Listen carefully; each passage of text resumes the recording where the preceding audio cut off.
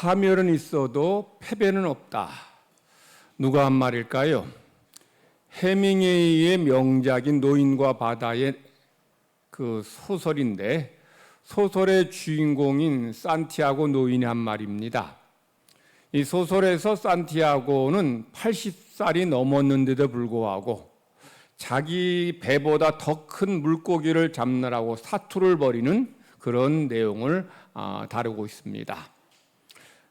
실제로 이 해밍웨이의 인생도 그랬습니다. 해밍웨이는 특파원으로 또 참전 용사로 그리고 소설가로서 인생을 열심히 열정적으로 살았어요. 그런데 그가 말년에 2번의 비행기 사고를 겪으면서 심한 알코올 중독에 빠졌고 우울증에 걸렸어요. 그러다가 결국은 자살로 생을 마감했습니다. 소설에서는 정말 강인한 아름다운 노인을 그렸는데 근데 정작 이 소설을 쓴 해밍웨이는 왜 자살로 인생을 마감했을까요? 해밍웨이의 노인과 바다는 단순히 어부가 물고기를 잡는 그런 이야기가 아닙니다. 우리 인생의 바다를 이제 헤쳐나갈 때에 수많은 위기와 문제를 만나지만 그럼에도 불구하고 낙담하지 말고 포기하지 말고 좌절하지 말고 살아가라. 이런 희망의 메시지를 이 소설에서 이야기하고 있어요. 그래서 젊은이들이 이 힘들 때에 이 마음을 다잡으면서 이 소설을 읽고 용기를 얻는 것입니다. 그런데 우리 인간이 그렇게 좀 강한 존재일까요? 사실 인간은 정말 연약한 존재라 할 수 있어요. 정말 아무것도 아닌 것으로도 사람이 죽기도 하고 세상을 떠나기도 하는 거죠. 인생을 살다 보면 실패하기도 하고 넘어지기도 하고 패배하기도 합니다. 늙고 병들기도 해요. 이것이 인생이 걸어가는 길입니다. 만약에 해밍웨이가 정말 너무 힘들 때 힘들고 인생을 포기하고 싶을 때 그런 충동이 생겼을 때에 다른 사람에게 도움을 요청했다면 어떠했을까요? 아니 그가 정말 소망이 없을 때 낙담될 때에 살아계신 하나님께 나와서 하나님의 도움을 구했다면 아마 전혀 다른 인생이 그 앞에 있었을 것 같아요. 진정 강한 사람은 실패하지 않고 패배하지 않고 넘어지지 않는 사람이 아니에요. 자신의 약함과 모자람과 실패를 인정하는 사람입니다. 어느 누가 실패하지 않고 패배하지 않고 넘어지지 않습니까? 모든 인생은 아무리 그가 똑똑하고 능력 있고 건강해도 실패하고 넘어지고 쓰러지기도 해요. 그러나 그때 우리와 함께 하신 하나님, 살아계신 하나님, 우리를 도우신 하나님, 우리 기도 들으신 하나님께 나와서 하나님의 도움을 겸손히 요청할 때에 하나님께서 그런 사람을 다시 일으켜 주시고 세워 주시고 그를 통해서 하나님의 놀라운 역사를 허락하여 주시는 것입니다. 이게 이런 삶을 살아가는 것이 신앙인이고 강한 사람이죠. 오늘 하나님 우리에게 주신 말씀은 진정 강한 사람을 우리에게 보여줍니다. 그가 누구일까요? 느헤미야입니다. 느헤미야가 강하다라고 하는 것은 그가 예루살렘의 총독이기 때문이 아닙니다. 그가 권력을 갖고 있었기 때문도 아니에요. 느헤미야를 강한 사람이라고 말한 데에는 그는 수많은 역경과 위기를 만났지만 하나님을 믿고 하나님을 신뢰함으로 수많은 문제의 역경을 헤쳐나가고 결국에는 불가능에 가까운 예루살렘 성벽을 완성했기에 그를 강한 사람이라고 말씀드리는 거예요. 우리가 느헤미야서를 다 읽지는 않았지만 느헤미야는 페르시아의 고위관리였습니다. 이스라엘 나라가 하나님 앞에 범죄했을 때 바벨론에게 멸망당하죠. 그리고 느헤미야의 부모는 바벨론으로 포로로 끌려갑니다. 그리고 그의 부모들이 바벨론에서 낳은 자식이 느헤미야입니다. 그런데 바벨론이 무너지고 페르시아가 이 고대 근동을 지배할 때에 이 느헤미야는 정말 출세했죠. 출세해서 왕의 수를 맡은 관리가 되었습니다. 자, 당시에 왕의 수를 맡았다라고 하는 것은 정말 왕의 측근 중에 측근이란 얘기예요. 왜냐하면 당시 동서를 막론하고 모든 나라에서 왕의 목숨을 노리는 자들이 많았어요. 왕 곁에는 항상 이 왕을 호위하는 그런 최고의 이 무사들이 이제 배치되어 있기 때문에 칼과 창으로 왕을 죽이기는 너무 힘들어요. 그런데 제일 효과적이고 강력한 방법이 뭐예요? 독사라는 겁니다. 그래서 왕이 마시는 술에다가 소량의 독만 넣어도 왕을 독살할 수 있기 때문에, 그래서 이 왕의 술을 맡은 사람은 왕이 가장 믿고 신뢰하는 사람인 거죠. 그가 바로 느헤미야였어요. 근데 느헤미야가 이 페르시아에서 고위 관리로 살고 있었는데 자기 동생 하나니로부터 조국에 대한 소식을 들어요. 하나니로부터 들은 조국에 대한 소식은 너무 암울한 소식입니다. 예루살렘의 나라가 망할 때에 바벨론을 포로로 끌려오지 않고 남아있던 사람들은 그 나라에서 예루살렘에서 고생이 심했습니다. 주변 사람들에게 업신여김을 당했어요. 성벽은 다 무너지고 성문은 다 불탔습니다. 느헤미야는 남의 나라에서 살고 있었지만 이렇게 조국에 대한 암울한 소식은 그의 마음을 무겁게 했어요.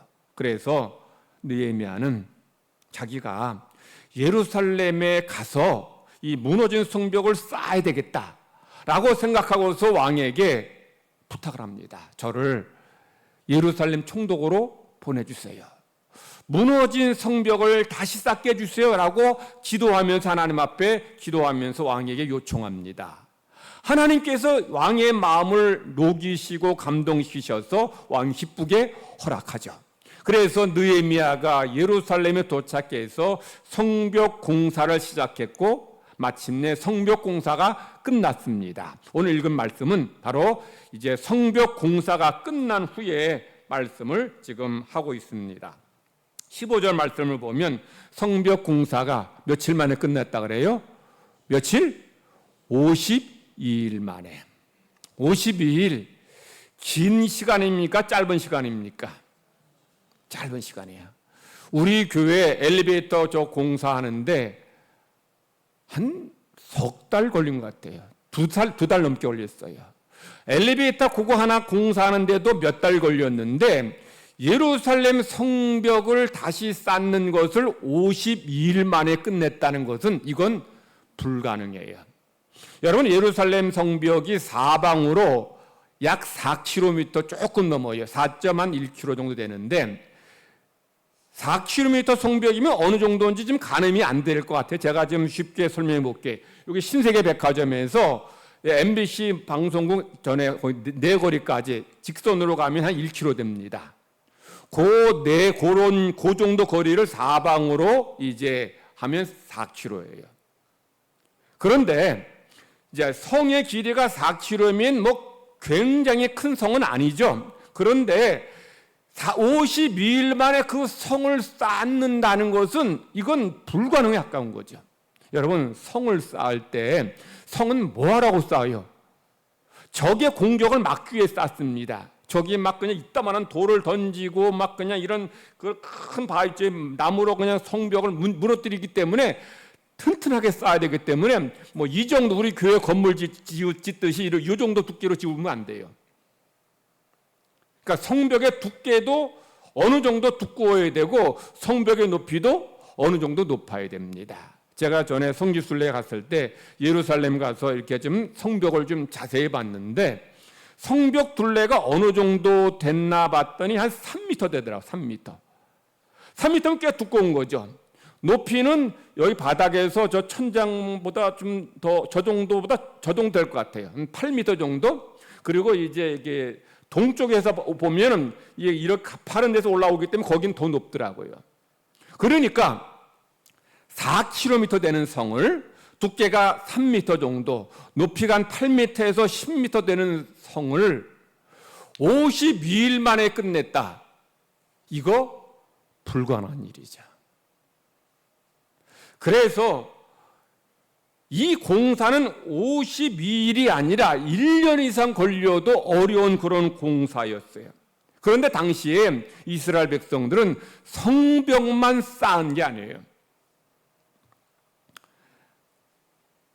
이 성벽을 쌓으니까 이것을 이제 질시하고 방해했던 산발락과 많은 그 원수들이 계속해서 방해 공작을 펼쳐요. 그래서 성벽 계속 쌓으니까 협박에도 안 통하니까 이제 군인들이 이끌고 와서 이제 공격하려고 해요. 그래도 꼼짝없이 하니까 이제 이 심리전을 써서 백성들을 낙담하게 합니다. 그러니까 이 느헤미야가 백성들로 하여금 성벽 쌓게 하는데 이게 언제 이 산발락과 이 원수들이 쳐들어올지 모르니까 이 백성들로 하여금 일하는 사람들로 하여금 한 손에는 창을 들게 하고 칼을 들게 하고 한 손에는 연장을 들고 일을 합니다. 그리고 언제 대적이 쳐들어올지 모르니까 군인들로 하여금 이 사방을 24시간 경비하게 합니다. 여러분, 한 사람의 손길이 아쉬운 때에 수많은 그 군인들이 사방에서 24시간 경비하게 되니 이 공사가 얼마나 어려웠겠어요. 더군다나 한 손엔 칼을, 한 손에는 연장을 들고 일을 하니 공사가 더디기도 하고 힘들 것입니다. 요걸 많이 움직인다 할 때에 두 사람이 이게 들면 아마 들지 싶어요. 근데 한 손에 칼을 들고 이걸 들면 어떻게 해야 돼요? 4명이 해도 힘들어요. 자, 그러니 이 공사가 힘들고 더디고 어려울 수밖에 없는 거예요. 근데 이런 외적인 문제 어려움만이 아닙니다. 내적인 문제 어려움도 있었어요. 뭐냐면 가난한 자들이 돈이 없어서 세금을 못 냅니다. 가난하니까 먹을 것이 없어서 부자들한테 돈을 빌렸는데 고리, 비싼 이자를 갚지 못해서 자기 얼마 되지도 않는 밭대기도 다 빼앗기고 심지어 자기 아들, 딸들로 종으로 팔아야 했습니다. 자, 그러니 백성들의 이런 상황에서 성벽을 짓고 싶겠냐는 거죠. 성벽 줘봐야 이거 뭐 부자들 위한 거 아니냐. 우리야 막말로 성벽 무너져서 나라 뺏겨도 뺏길 거 없어요. 잃을 게 없으니까. 그렇지만 부자들이 다 뺏기니 우리 줘봐야 부자들 위한 것이니 성벽을 짓고자 하는 마음이 사라지는 거예요. 그런데 느헤미야는 그런 때에 이 백성들을 잘 다독이고 또 설득하고 또 부자들은 불러다가 혼을 내가지고 어떻게 그냥 그 같은 동족한테 고리에 이자 받느냐고 혼을 내면서 이제 땅 돌려주라고 해서 이제 잘 다독이면서 이제 성벽을 쌓았는데 52일 만에 끝난 거예요. 그래서 16절에 보면 뭐라고 말하는가 하면 대적들이 15절 이 일은 하나님의 능력으로 인한 것이다. 하나님의 능력으로. 이스라엘이 한 게 아니라 하나님이 하셨다는 거죠. 16절 말씀에서도 느헤미야는 우리의 모든 대적과 주변에 있는 이웃 민족들이 다 이를 듣고 두려워하여 뭐였다? 낙담했다는 거예요. 왜냐하면 이 성벽 공사는 이스라엘 백성이 한 것이 아니라 전능하신 하나님이 하신 것을 알았기 때문입니다. 이스라엘의 원수들, 대적들은 이스라엘 백성이 성벽 쌓는다 할 때에 코웃음 쳤습니다. 실패할 줄 알았어요. 왜냐하면 성벽이 다 완전히 무너진 거예요. 그냥 성벽은 철저하게 다 파괴되고 돌과 흙은 다 타버렸습니다. 그리고 백성들은 수십 년 이상 낙담하고 절망하고 살았어요. 그러니까 이스라엘 대적이 볼 때에 이스라엘 백성들은 모질이들이었어요. 모질이들. 그러니까 저런 모질이들이 무슨 성벽을 쌓겠느냐라고 생각했어요. 그런데 하나님은 이 성벽 공사를 완공되게 하신 것만이 아니라 50일 만에 끝나게 하셨더니 이스라엘 대적들이 보고서 놀란 정도가 아니라 하나님을 두려워한 거예요. 우리에게 없는 하나님이 저들 가운데 계시는구나. 하나님이 도와주셨구나.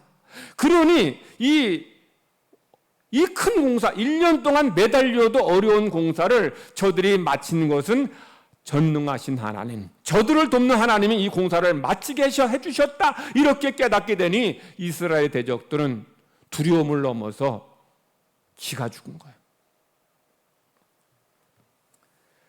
이 어려운 공사를 마친 느헤미야도 뭐라고 고백합니까? 하나님의 능력과 도우심으로 이 공사가 끝났다.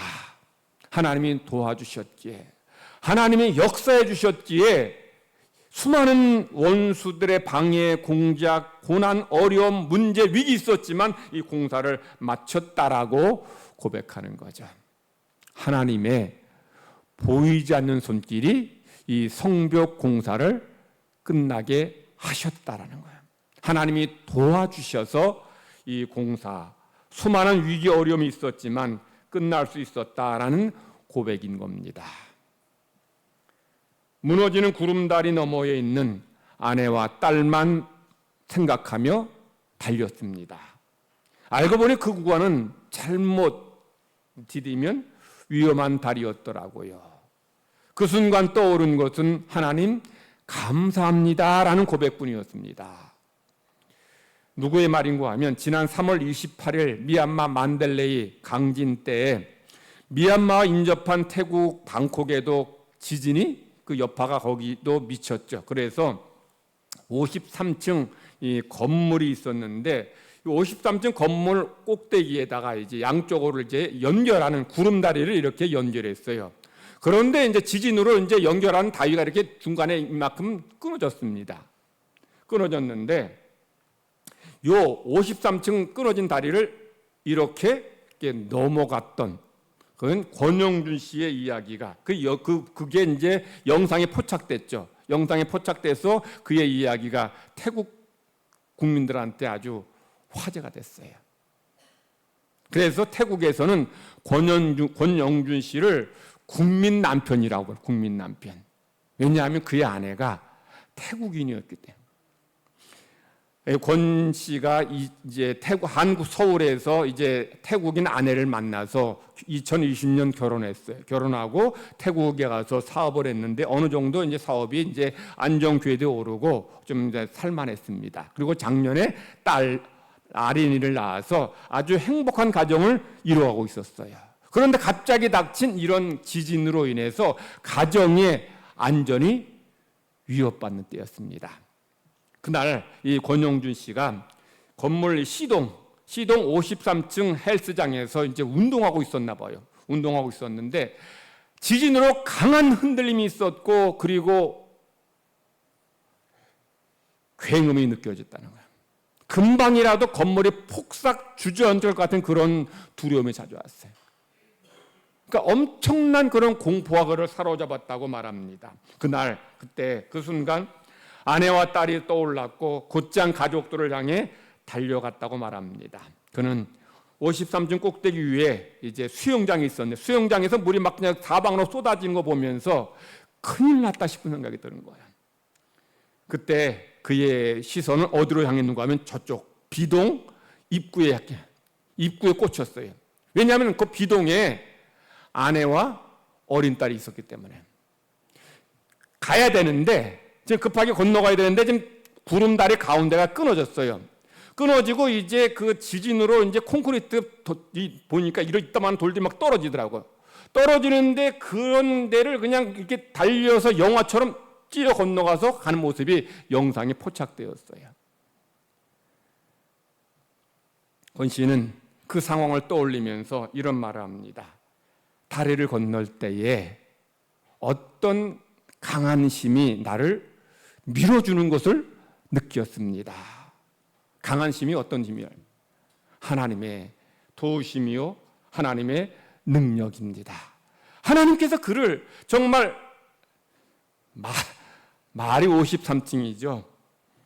제가 그 목요일 날 우리 일여전도회 우리 회원들 같이 이제 포항 가서 식사하고 좀 밥 먹고 좀 바람 쐰다고 거기 스페이스 웍이라고 하는 그 포항제철에서 만든 그것도 명물이 거기 명물이 됩니다. 그래서 이제 철로 만들어 가지고 이렇게 철로 이렇게 막 꼬불꼬불하게 이렇게 해서 만들어 놨는데 그 꼭대기 이제 바닥이는 사방이 다 보이죠. 철로 만들었기 때문에 다 보이는데 꼭대기 올라가면 25m입니다.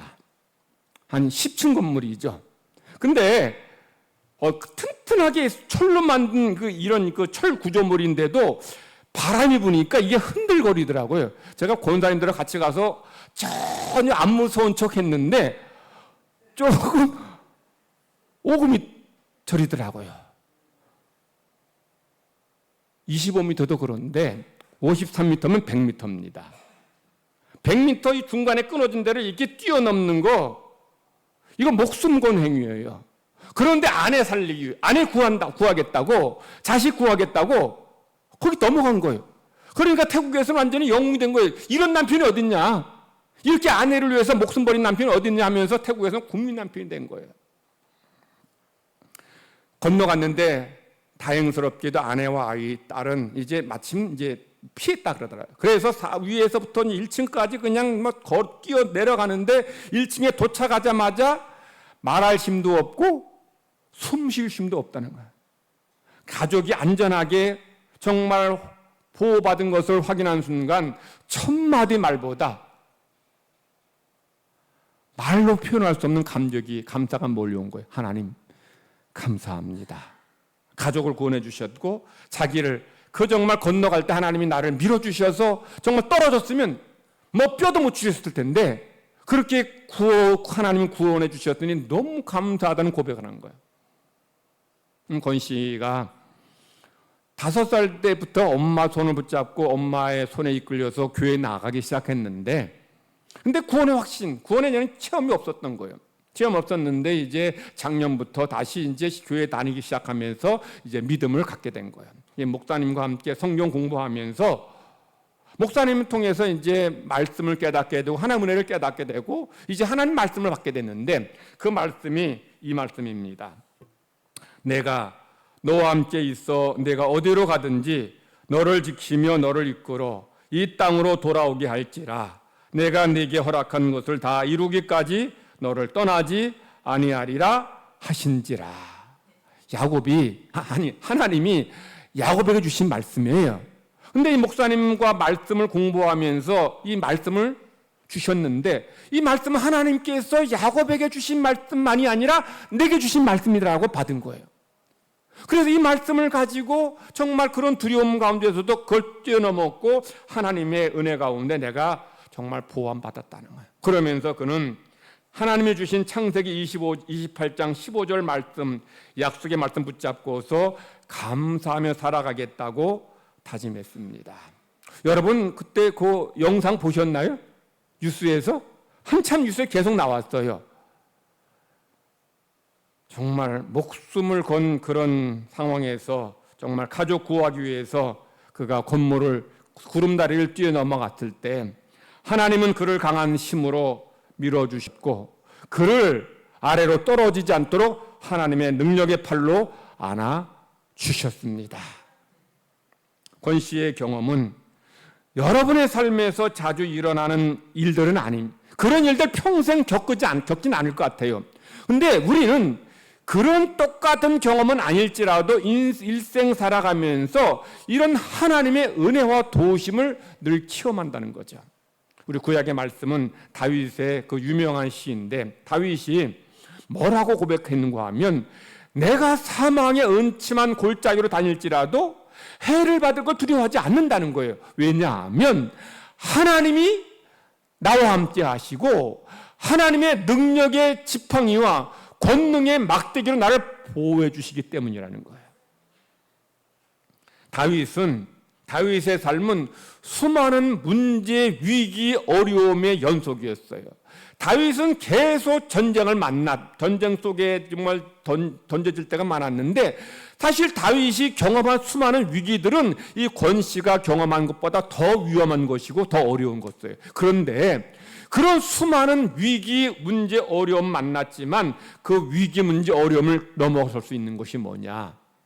하나님의 도우심이었다는 거죠. 하나님의 능력의 손길로 나를 지켜주셨기 때문에 내가 이렇게 사망의 음침한 골짜기로 통과했다라고 고백하는 거야. 사람은 나이가 들면 약해져요. 젊었을 때는 건강하고 또 힘이 있으니까 자신감이 있습니다. 다 할 수 있을 것 같아요. 그럼 나이가 들면 점점 약해지고 병드니까 이제 자신감이 없어지고 내가 할 수 있는 일보다 할 수 없는 일이 더 많은 걸 느끼면서 참 인간이 연약하다는 걸 깨닫게 돼요.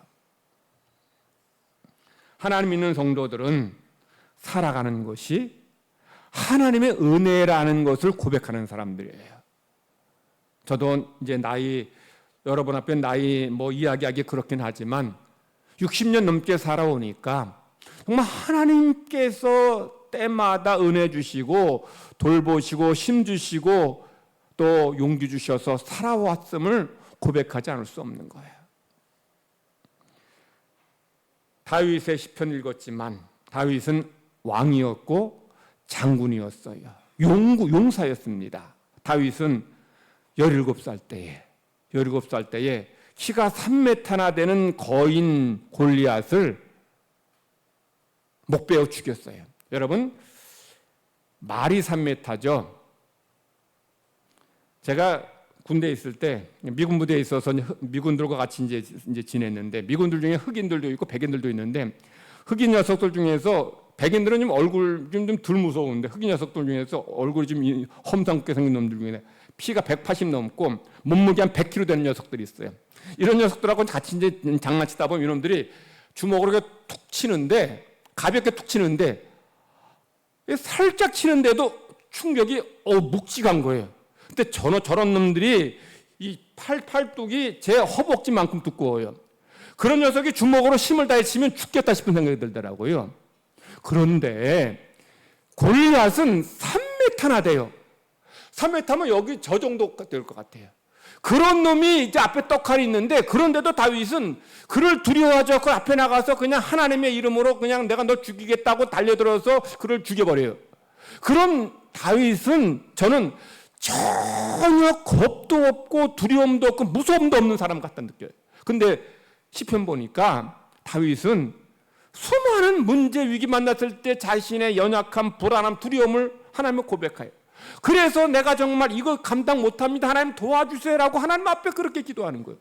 다윗이 용사고 장군이고 그런 정말 그런 골리앗을 물리쳤는데도 다윗은 나의 실력으로 나의 능력으로 사는 것이 아니다. 심지어 다윗의 부하들 중에는 혼자 적군 800명을 죽인 용사도 있고 300명 죽인 용사들은 부지기수입니다. 혼자서.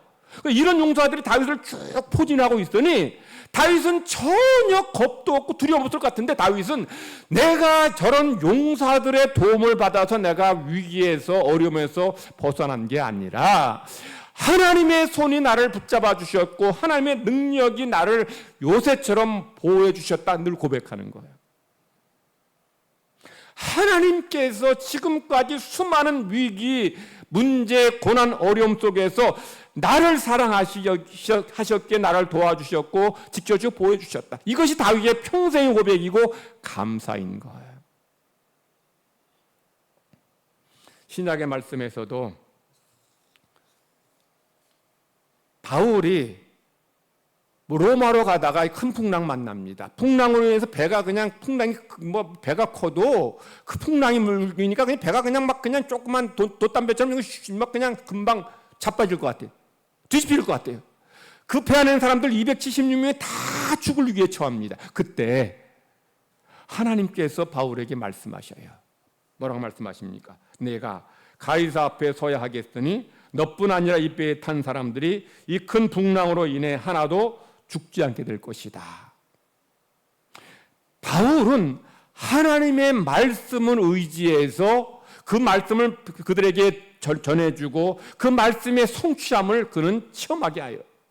그러므로 우리가 하나님의 능력으로 하나님의 도우심으로 산다는 것은 달리 말하면 하나님께서 여러분에 주신 이 말씀으로 사는 거예요. 이 말씀 붙잡고 살아가는 거예요.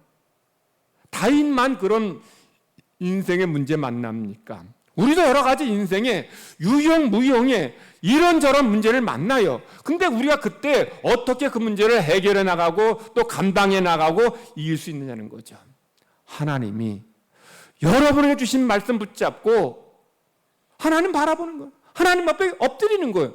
하나님 도우심을 간구하는 거예요. 그때 하나님께서 여러분에게 능력의 팔로 여러분 붙잡아 주시고 도와주시고 함께 하시는 거예요. 하나님의 능력의 손으로 불가능에 가까운 이런 예루살렘 성벽을 완성했습니다. 하나님의 도우심으로 사망의 음침한 골짜기를 안전하게 통과했어요. 하나님의 도우심으로 풍랑으로 배가 뒤집힐 상황에서도 거기서 구원받았습니다. 하나님의 능력의 손으로 밀어주셨기에 53층 건물 끊어진 다리를 건널 수 있었던 거죠. 우리 성도들, 여러분들 권영주 씨가 경험한 그런 경험들은 하진 않을지 몰라도 이런저런 우리 문제 만납니다. 우리 힘으로 해결할 수 없는 문제 만날 때에 우리는 지금 살아계신 하나님, 여러분을 도우시는 하나님, 여러분의 기도 응답하신 하나님 바라보고 하나님 말씀 붙잡고 살아갈 때에 하나님 앞에 엎드려 기도할 때 하나님께서 여러분에게 역사하시고 만나주시고 은혜 내려주시고 문제 해결해 주실 줄 믿습니다. 그런 믿음으로 승리하시기를 간절히 바랍니다. 하나님 감사합니다. 우리 구원해 주시고 하나님 백성 삼아 주시니 감사드립니다. 험한 세상 살 동안에 하루에도 무슨 일을 만날지 모르는 인생을 살지만 하나님 우리와 함께 하시고 우리를 도와주시고 우리 기도에 응답해 주시는 분임을 믿고서 우리도 믿음으로 살게 하여 주시옵소서. 하나님 말씀 붙잡고 살게 하여 주시옵소서. 우리 힘으로 감당할 수 없는 문제 만날 때마다 전능하신 하나님 앞에 엎드려 기도함으로 하나님의 응답받게 하시고 하나님의 역사를 체험하게 하여 주시옵소서. 성도들 가정, 직장 삶의 자리에서 항상 동일한 은혜를 내려주시되 과거에 함께하신 하나님 오늘날에도 함께하시고 오늘날에도 능력과 역사로 인도하여 주시옵소서. 크신 사랑 감사드리며 예수님의 이름으로 기도드립니다. 아멘. 말씀